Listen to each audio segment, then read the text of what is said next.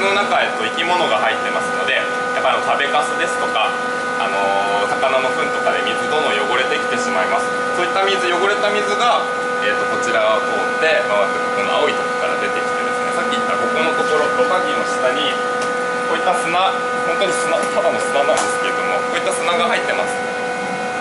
でこういった砂を通ることできれいになった水がまた水槽に戻っているのを繰り返しています。ただこれだけでもやっぱり水だんだん汚れてきてしまうので、ろ過にも限界があるので、そういった時にはこっちの水、さらに新しい水をどんどん追加したりしてます。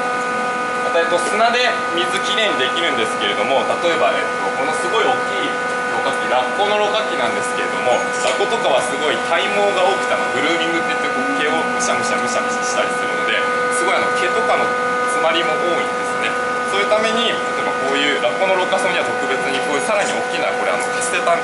石炭なんですけれども、こういった大きな砂で毛とか食べかすとかの汚れを取ったりもしています。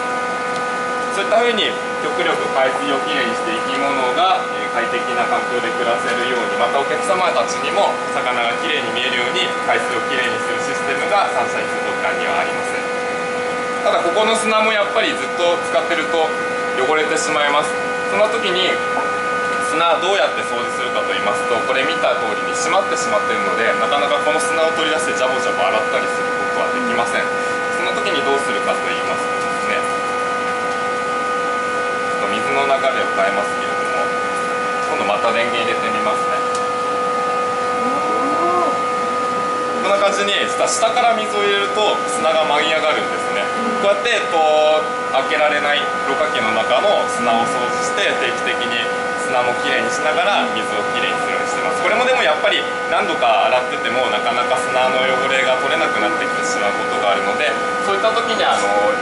まに年に本当に数回ですけれども開けて砂を取り替えたりもしています。このように、お魚の飼育だけではなく、例えばこうやって水槽をきれいにするための設備とかの管理なども水族館の飼育員の大切な仕事の一つです。